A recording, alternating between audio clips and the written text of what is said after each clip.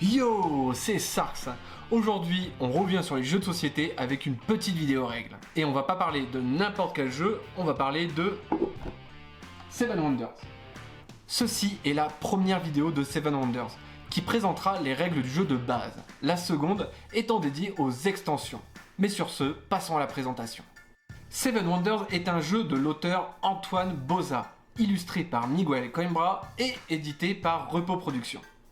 Il est jouable de 3 à 7 joueurs pour 10 ans et plus, et des parties allant de 30 minutes si vous êtes peu nombreux, à 50 minutes si vous jouez avec toute la famille. Mais avant de commencer, pensez à liker si vous avez aimé, à vous abonner si vous voulez voir plus de vidéos règles, et à checker Instagram pour être au courant de tout. Et maintenant, passons sur les plateaux pour voir ce qu'ils nous réservent.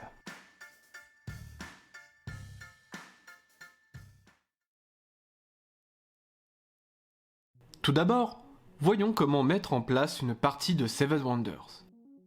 Prenez les 3 paquets de cartes représentant les 3 âges du jeu. L'âge 1, l'âge 2 et enfin l'âge 3. Dans chaque paquet, gardez uniquement les cartes avec un nombre inférieur ou égal au nombre de joueurs indiqué en bas à droite de celle-ci. Prenez toutes les cartes violettes de l'âge 3 et tirez-en aléatoirement autant qu'il y a de joueurs, plus 2. Mélangez ensuite tous les paquets et mettez-les au centre de la table. Ensuite, chaque joueur choisira un plateau merveille, qu'il placera devant lui. Les plateaux sont recto-verso, mais prenez la face jour pour vos premières parties. Placez au centre les pièces ainsi que les jetons militaires. Et enfin, chaque joueur prendra 3 pièces de la réserve et la partie pourra enfin commencer. La partie se déroulera en 3 manches, représentées par les âges. À chaque âge, vous prendrez le paquet correspondant et distribuerez toutes les cartes de telle manière à ce que chaque joueur ait 7 cartes en main au début de la manche. À chaque tour, les joueurs devront en même temps choisir une carte de leur main, jouer la carte choisie et passer leur main à leur voisin. Ils répéteront cette opération jusqu'à n'avoir plus que 2 cartes en main. Ils devront alors choisir l'une et défausser l'autre. Ce qui mettra à ce moment-là fin à la manche. À la fin de chaque manche, les joueurs rentreront en guerre et se battront avec leurs voisins directs de gauche et de droite. Chaque joueur comparera leur puissance avec celle de leurs voisins pour déterminer qui est le gagnant. À la fin de la phase militaire, les joueurs passeront alors à la manche suivante. Mais revenons plus précisément sur ces différents éléments. Lors de la phase de choix des cartes, lorsque le joueur a choisi une carte, il devra la placer devant lui, face cachée, pour indiquer que son choix est fait. Lorsque tous les joueurs ont effectué leur choix, ils retournent leur carte et la jouent. Chaque joueur pourra alors effectuer une seule action avec cette carte, parmi les suivantes. Construire un bâtiment. Si le joueur dispose des ressources suffisantes, il peut alors construire le bâtiment de la carte choisie, qu'il disposera alors au-dessus de son plateau merveille.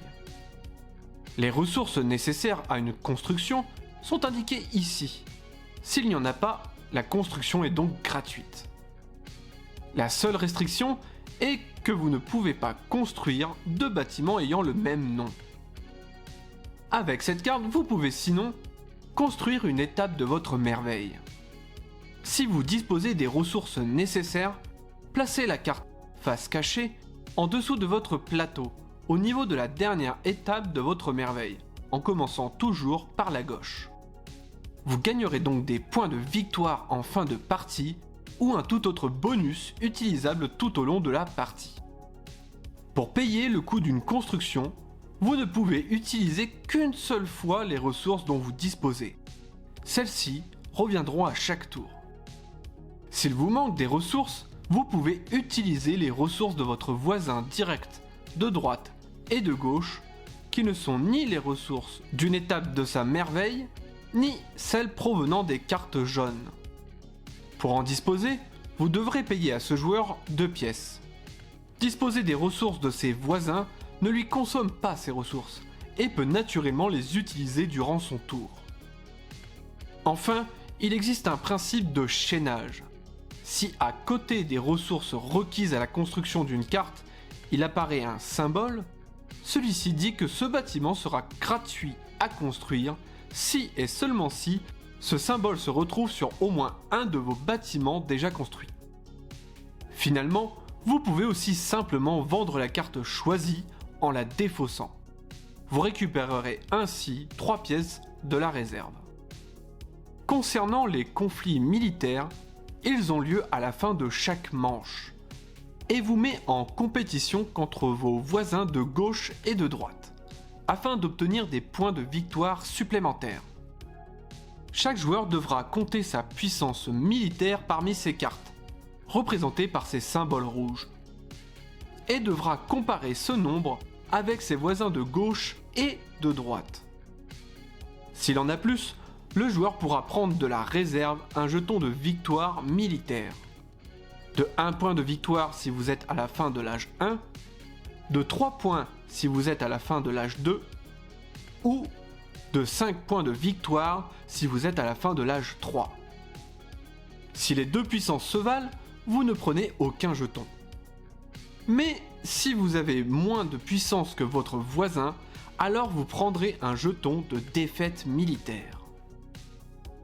Quand tout le monde a résolu ses conflits avec ses deux voisins, les joueurs peuvent passer à la manche suivante. À la fin de la résolution des conflits militaires du troisième âge, la partie prend fin. Les joueurs pourront alors compter leurs points. Ils compteront alors leurs points de victoire provenant de leur plateau merveille. Du trésor qu'ils ont amassé à hauteur de 1 point de victoire tous les 3 pièces, de leur victoire ou défaite militaire, ainsi que de leurs cartes bleues, jaunes et vertes. Concernant les cartes vertes, celles-ci ont leur propre système de comptage de points. Il existe 3 symboles différents sur les cartes vertes. Ces symboles ainsi réunis forment une famille de symboles. Et pour chaque famille en votre possession, cela vous rapporte 7 points de victoire. Mais ce n'est pas tout. En plus du nombre de familles en votre possession, vous devrez compter le nombre de symboles identiques en votre possession pour chacun des 3 symboles. Et vous gagnerez un montant en points équivalent au carré du nombre de symboles identiques. Ainsi, dans cet exemple, le joueur a en sa possession qu'une seule famille, ce qui lui fait 7 points de victoire. En plus de cela, il possède 3 tablettes, ce qui lui fait 9 points de victoire supplémentaires. Mais il a aussi 2 compas, ce qui lui fait 4 points encore. Et enfin qu'un seul engrenage pour un dernier point supplémentaire, ce qui lui fait un total de 21 points de victoire provenant de ses cartes vertes. Et enfin, le joueur devra compter les éventuels points bonus provenant de ses cartes violettes. Après avoir calculé vos points de victoire, le joueur qui en a le plus gagne.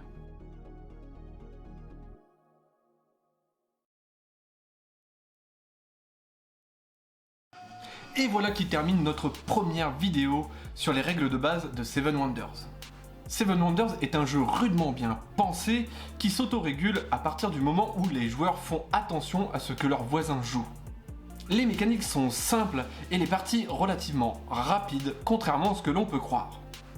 Il devient néanmoins très stratégique à partir du moment où tous les joueurs ont fait quelques parties et ont bien saisi le principe de la draft. Sur ce, on en a terminé avec les règles de base.